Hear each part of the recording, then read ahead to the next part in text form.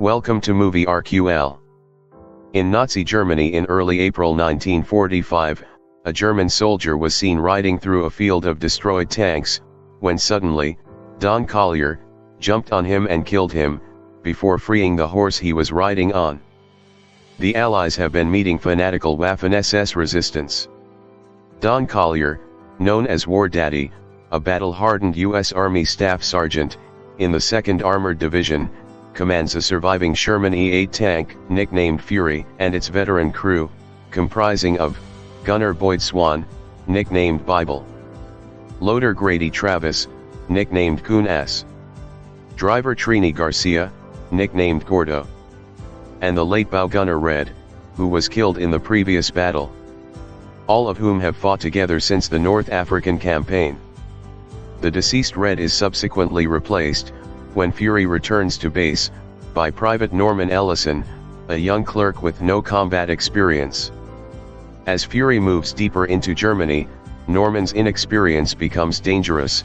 He spots a team of concealed Hitler Youth but refuses to fire at the young combatants, who then ambush the platoon leader's tank with a Panzerfaust, killing its entire crew. Later, Norman hesitates under fire during a skirmish, and as a result, Collier finds a captured German soldier and gives Norman his M1917 revolver, ordering him to execute the prisoner. When he refuses, Collier wrestles the revolver into his hand and forces him to pull the trigger, killing the prisoner and traumatizing Norman. After the platoon captures a small town, Collier and Norman search an apartment and encounter a frightened woman, Irma, and her younger cousin, Emma.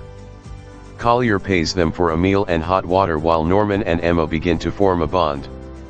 Later, as the four sit down to eat, the rest of the crew drunkenly barges in. They harass the women and bully Norman until Collier angrily slams a table, enraged at their indecency.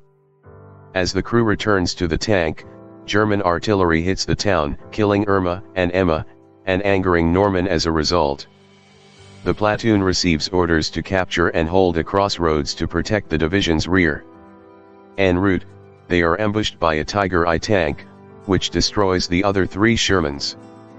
Fury barely manages to destroy the Tiger by outmaneuvering the slower German heavy and firing at the thinner rear hull, but takes a hit to the side while doing so, destroying the turret's powered traverse and forcing Bible to manually turn the gun. Unable to notify his superiors because the radio was damaged in the fight, Collier decides they must complete their mission rather than risk going back. Upon arriving at the crossroads, Fury is immobilized by a Teller mine. Collier sends Norman to scout a nearby hill, from which he sees a large number of Waffen-SS approaching.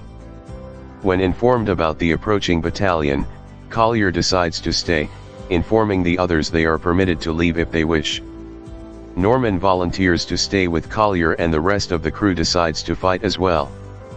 The men disguise Fury to appear destroyed and hide inside. They give Norman the nickname Machine to show their acceptance of him and share a bottle of brandy together.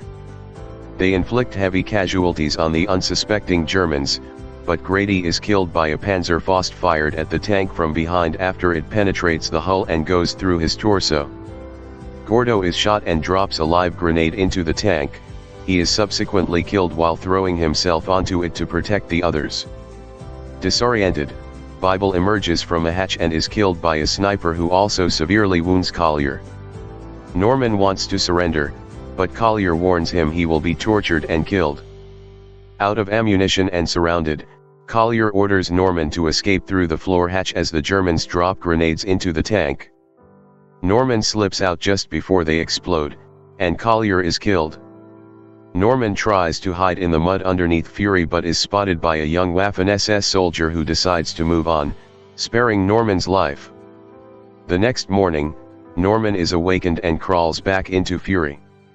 While inside, he hears someone on top of the tank and arms himself with Collier's revolver. The hatch opens and Norman prepares to fight, but realizes that the soldier is American.